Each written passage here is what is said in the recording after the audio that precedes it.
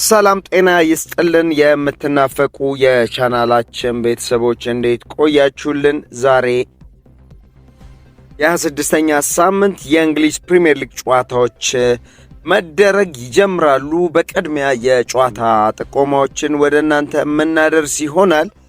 በዛሬው ዕለት በዕለተ ማክሰኞ የካቲት 3 2018 በኢትዮጵያ ሰዓት አቆጣጠር በስታንፎርድ ብሪጅ ለንደን ላይ ቼልሲ ሊድስ ዩናይትድን ሲያስተናግድ በዲክሰን ስቴዲየም በተመሳሳይ 4:30 ኤቨርተን ከበርንማውዝ ሲጫወቱ ሌላኛው በ4:30 የሚጀምር ጨዋታ በለንደን ቶተንሃም ከኒውካስትል ዩናይትድ ይጫወታሉ። ምሽት 5:15 ላይ በለንደን ኦሎምፒክ ስቴዲየም ዌስትሃም ዩናይትድ ከማንቸስተር ዩናይትድ የሚያደርጉት ጨዋታ በእጅጉን ይጠበቃል። የ26ኛ ሳምንት በዕለተ ሮብም ሲቀጥል አስቶን ቪላ በቪላ ፓርክ ከብራይተን፣ ክሪስታል ፓላስ በሰለረስት ፓርክ ከበርንሌ፣ በኢታድ ስቴዲየም ማንቸስተር ሲቲ ከፉልሃም፣ በሲቲ ግራውንድ ስቴዲየም ኖቲንግሃም ፎረስት ከወልቨርሃምፕተን ወንደረርስ ሲጫወቱ እኚህ ጨዋታዎች ምሽት 4:30 የሚደረጉ ይሆናል። በዚሁ በዕለተ ሮብ ምሽት 5:15 ላይ በስቴዲየም ኦፍ ላይት አዲስ አዳጊው ሰንደርላንድ ሊቨርፑልን ያስተናግዳል። የ26ኛ ሳምንት የመጨረሻ ጨዋታ በዕለተ ሐሙስ በኢትዮጵያ ቀን አቆጣጠር በ05/2018 ምሽት 5 ሰዓት ላይ በብሬንትፎርድ ኮሚኒቲ ስቴዲየም ብሬንትፎርድ ከአርሰናል ጋር ይጫወታሉ። ወደዚህ ዝርዝር ጉዳዮቻችን ከማለፋችን በፊት የታላላቅ ክለቦችን የጨዋታ ሁኔታ የጉዳት ዝርዝር ወደ እናንተ እናደርሳለን። ከዛ በፊት ግን የዩቲዩብ ቻናላችንን ላይክ፣ ሼር፣ ሰብስክራይብ በማድረግ ቤተሰብ ይሁኑ።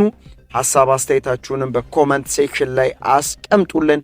እንድንሻሻል፣ እንድንበረታ፣ የተሻለ እንድንሰራ የእናንተ ምክርና አስተያየት በእጅጉ ያስፈልገናል። ውድ ቤተሰቦቻችን በቅድሚያ በዕለተ ማክሰኞ በዛሬው ዕለት ምሽት 5:15 ላይ በለንደን ኦሎምፒክ ስቴዲየም ዌስትሃም ዩናይትድ ከማንቸስተር ዩናይትድ የሚጫወቱ ሲሆን ማንቸስተር ዩናይትዶች የቀድሞ ተጫዋቻቸው የነበረውን ማይክል ካሪክ ጊዜ አሰልጣኝ አድርገው ከቀጠሩበት ጊዜ ጀምረው 4 የፕሪሚየር ሊግ ጨዋታዎችን አድርገው ሁሉንም ጨዋታዎች በማሸነፍ የ100% ግስጋሴ ላይ ይገኛሉ። በድንቅ ጨዋታና በድንቅ እንቅስቃሴ ማሸነፍ የቻሉት ማንቸስተር ዩናይትዶች ባለሜዳዎቹ ዌስትሃም በ23 ነጥብ ወራጅ ቀጠና ላይ የሚገኙ ሲሆን በ23 ነጥብ 18ኛ ደረጃ ላይ ተቀምጠዋል። ከቅርብ ጊዜያት ወዲህ በጥሩ መሻሻል ላይ ያሉ ቢሆንም ይህን ጨዋታ የማሸነፍ ግምቱ ለማንቸስተር ዩናይትዶች ተሰጥቷል። ሁለቱ ክለቦች የመጨረሻዎቹ 5 የእርስ በርስ ግንኙነት ያደረጉትን ጨዋታ ስንመለከት ዌስትሃሞች ሁለቱን ሲያሸንፉ ማንቸስተር ዩናይትዶች በተመሳሳይ ሁለቱን አሸንፈው በቀሪ አንድ ጨዋታ ባቻ ውጤት ተለያይተዋል። ማይክል ካሪክ በዌስትሃም ዩናይትድ አካዳሚ አድጎ ለዌስትሃም ዩናይትድ ዋናው ቡድን ኳስ መጫወት እንደጀመረ ይታወቃል። ከዛ በኋላ ነው ወደ ቶተንሃም ወደ ማንቸስተር ዩናይትድ ብዙ ስኬትን ያሳካበት ማንቸስተር ዩናይትድ ማቅናት የቻለው ማይክል ካሪክ በዌስትሃም ዩናይትድ መጫወቱ ይታወሳል። ይህን ጨዋታ በመሃል ዳኝነት የሚመሩት ሳም ሁፐር ይሆናሉ። በዚህ ጨዋታ ላይ ከማንቸስተር ዩናይትድ በኩል በጉዳት ምክንያት ጨዋታው የሚያመልጣቸውን ተጫዋቾች ስንመለከት ፓትሪክ ዶርጉና ሜሰን ማውንት ማቲያስ ደግሊትን ጨምሮ እንደማይሰለፉ ተረጋግጧል። ማንቸስተር ዩናይትዶች በጥሩ መነቃቃት ላይ ተገኝተው 44 ነጥቦችን ይዘው 4ኛ ደረጃ ላይ ተቀምጠዋል። ዛሬ ማንቸስተር ዩናይትዶች ዌስትሃምን ማሸነፍ የሚችሉ ከሆነ አስቶን ቪላ በላይ ሆነው ፕሪሚየር ሊጉ 3ኛ ደረጃ ላይ መቀመጥ የሚችሉበትን ነጥብ ማስመዝገብ ከቻሉ ወደ 3ኛ ደረጃ ከፍ ማለት ይችላሉ። አስቶን ቪላ በነገው ዕለት ጨዋታውን እስኪያደርግ ድረስ። ሌላው በዛሬው ዕለት የሚደረግ ጨዋታ በለንደን ስታንፎርድ ብሪጅ ስቴዲየም ላይ ቼልሲ ከሊድስ ዩናይትድ ጋር የሚጫወቱ ሲሆን ባለሜዳዎቹ ቼልሲዎች ወጣቱን እንግሊዛዊውን አሰልጣኝ ሊያም ጄምስ ሮሲየነርን ከቀጠሩ ጊዜ ጀምሮ በፕሪሚየር ሊጉ 5 ጨዋታዎችን አከናውነው 5ቱንም በማሸነፍ እንግሊዛዊ የቀድሞ የሌስተር ሲቲ በአሁኑ ሰዓት በህይወት የሌሉት የቀድሞ የሌስተር ሲቲ አሰልጣኝ ክሬግ ሼክስፒር ጋር እንግሊዛዊ አሰልጣኝ ሆኖ የመጀመሪያዎቹን 5ቱንም ጨዋታዎች በማሸነፍ ታሪክ መጋራት የቻሉ ሲሆን ሊያም ጄምስ ሮሲኔር ይህን ጨዋታ በድል መወጣት ከቻሉ ሪከርዱን በእጃቸው ማስገባት የሚችሉ ይሆናል። ተጋጣሚውና አዲስ አዳጊው ሊድስ ዩናይትድ በ29 ነጥብ 16ኛ ደረጃ ላይ ቢቀመጥም እጅግ በጣም ጠንካራ ክለብ እንደሆነ ይታወቃል። በዚህ ጨዋታ ለቼልሲዎች ትልቅ ፈተናም እንደሚሆኑ ይጠበቃል። ሁለቱ ክለቦች የመጨረሻው 5 የእርስ በርስ ግንኙነታቸውን ስንመለከት ቼልሲዎች 3ቱን በማሸነፍ የበላይ ሲሆኑ ሊድሶች 2ቱን ጨዋታ ማሸነፍ ችለዋል። ይህን ጨዋታ በመሃል ዳኝነቱ ሮብ ጆንስ የሚመሩት ይሆናል። በቼልሲ በኩል በተለያዩ ምክንያቶች የጨዋታ የሚያመልጣቸው ተጫዋቾቹን ስንመለከት ዳሬ ኦሱጉ፣ ላይቪ ኮሊዊል፣ ሮሚ ላቪያ ቀለል ያለ ልምድ ቢሰራም እና ጂሚ ቤኖ ጌተንስ በጨዋታው እንደማይኖሩ ተረጋግጧል።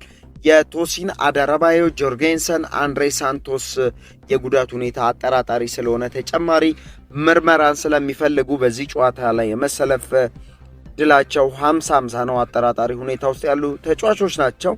ፕሪሚየር ሊጉ በዕለተ ሮብ በኢታድ ስቴዲየም ማንቸስተር ሲቲ ከፉልሃም ጋር የሚጫወቱ ሲሆን ማንቸስተር ሲቲ በ5ኛ ሳምንት ወደ ሊቨርፑል አንፊልድ ሮድ ስቴዲየም ተጉዞ ሊቨርፑል አሸንፎ መመለሱ ይታወሳል። ለዚህ ጨዋታ በስነ ልቦናው ረገድና የዋንጫ ፉክክሩ ላይ በይበልጥ መሪው አርሰናል ላይ ለመጠጋትና ጫናን ለመፍጠር ማሸነፍ ግድ የሚላቸው ሲሆን ተጋጣሚው ፉልሃም እጅግ ጠንካራ ቢሆንም ማንቸስተር ሲቲ በሜዳውና በደጋፊው ፊት መጫወቱ ጨዋታውን ያሸንፋሉ ተብሎ ይጠበቃል።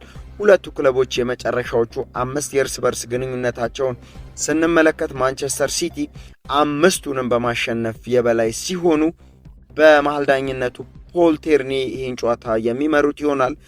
በማንቸስተር ሲቲ በኩል በጉዳት ምክንያት ጨዋታው የሚያመልጣቸውን ተጫዋቾች ስንመለከት ጆሽኮ ግቫርዲዮል፣ ማቴዮ ኮቫሲች፣ ጆን ስቶንስ፣ ጀርሚ ዶኩ እና ሳቪኒዮ እንደማይሰለፉ ተረጋግጧል።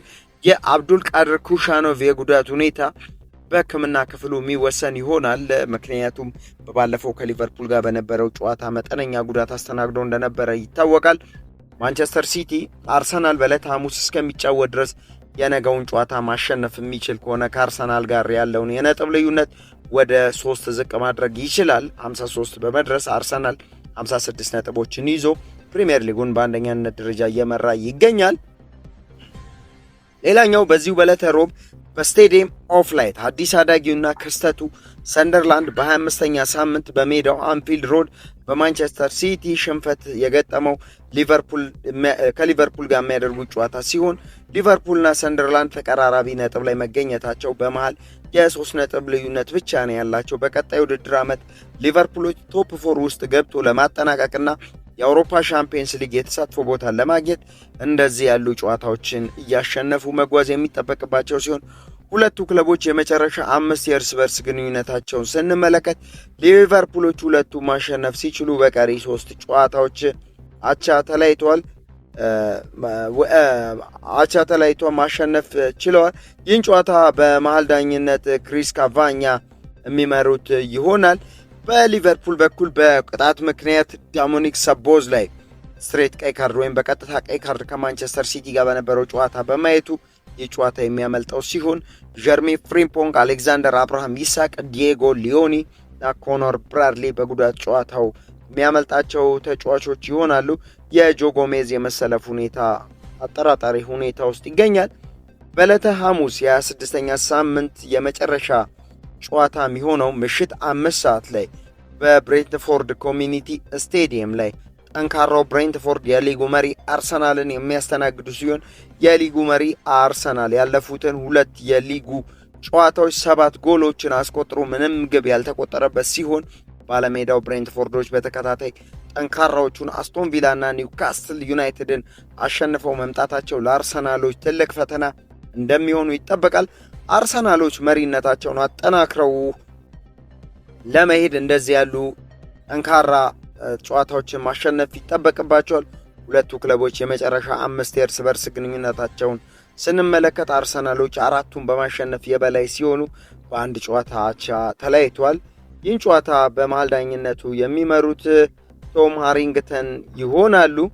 በአርሰናል በኩል በጉዳት ምክንያት ይህ ጨዋታ የሚያመልጣቸውን ተጫዋቾች ስንመለከት ቡካዮ ሳካ እና ማክስ ዳውማን ጨዋታው ሲያመልጣቸው የማርቲን ኦዴጋርድ ሁኔታ አጠራጣሪ ሆኗል። ምክንያት ባለፉት ጨዋታዎች ላይ በጉዳት ምክንያት መሰለፍ አልቻለም። አርሰናል የመጨረሻ ከዚህ ጨዋታ በፊት የነበረው ልምምድም ሲያደርግ በልምምድ ማዕከሉ ላይ ማርቲን ኦዴጋርድ አልታየም። የሊጉን የደረጃ ሰንጠረዥ ስንመለከት አርሰናል በ56 ነጥብ አንደኛ ደረጃ ላይ ሲቀመጥ ማንቸስተር ሲቲ በ6 ነጥቦች ዝቅ ብሎ በ50 ነጥብ ሁለተኛ ደረጃ ሲሆን አስቶን ቪላ ከቅርብ ጊዜያት ወዲህ እየተንሸራተተ ይገኛል። በ47 ነጥብ ሶስተኛ ደረጃ ላይ ተቀምጧል። ማንቸስተር ዩናይትድ በ44 ነጥብ አራተኛ ደረጃ ላይ ሲቀመጥ የሊያም ጄምስ ሮሲየኔሩ ቼልሲ በ43 ነጥብ አምስተኛ ደረጃ ላይ ተቀምጧል። ሊቨርፑል 39 ነጥቦችን ይዞ ስድስተኛ ደረጃ ላይ ሲቀመጥ በወራጅ ቀጠናው ላይ የኑኖ ሳንቶ ስፕሪንቶ የለንደኑ ዌስትሃም ዩናይትድ በ23 ነጥብ 18ኛ ደረጃ ላይ ሲቀመጥ በርንሌ 19ኛ ደረጃ ላይ በ15 ነጥብ ተቀምጧል። የመጨረሻውና 20ኛ ደረጃ ላይ የተቀመጠው ወልቭስ ሲሆን ወልቭስ 8 ነጥቦችን በመሰብሰብ በወራጅ ቀጠናው ላይ የተቀመጡ ክለቦች ናቸው። ከፍተኛ ግብ አስቆጣሪዎቹን ስንመለከት ኤርሊንግ ብሮት ሃላንድ ኖርዌይ ግዙፍ አጥቂ ከማንቸስተር ሲቲ በ21 ጎሎች እየመራ ይገኛል። ብራዚል ኢጎር ቲያጎ በ17 ጎሎች ይከተላል። አንቶን ሰመንዮ በ12 ጎሎች በሶስተኛ ደረጃ ላይ ሲቀመጥ ሁጎ ኢኪቲኬና ዶሚኒክ ካልቨርት-ሊዩን ከሊቨርፑልና ከኤቨርተን በ10 ጎሎች ተከታትለው እየመሩ ይገኛሉ። የዛሬ መረጃዎቻችንን እዚህ ጋር ስናጠቃልል በሌሎች ወቅታዊና አዳዲስ መረጃዎች እስከምንገናኝ ለምትወዷቸውና ለምትደግፏቸው ክለቦች መልካምና ምርጥ ውጤትን እየተመኘን በሰላም በጤና ቆዩልን። ዋዛ የስፖርቱ መዓዛ